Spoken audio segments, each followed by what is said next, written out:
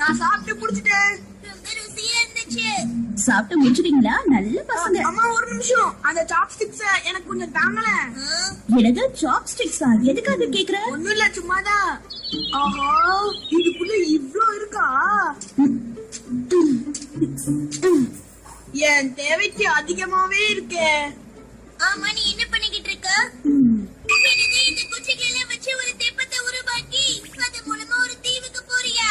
நான் என்னோட திறமைய சோதிச்சு பார்க்கலான்னு முடிவு பண்ணிட்டேன். எந்த உதவியும் இல்லாத, மக்களும் இல்லாத ஒரு இடத்துல வாழ போறேன்.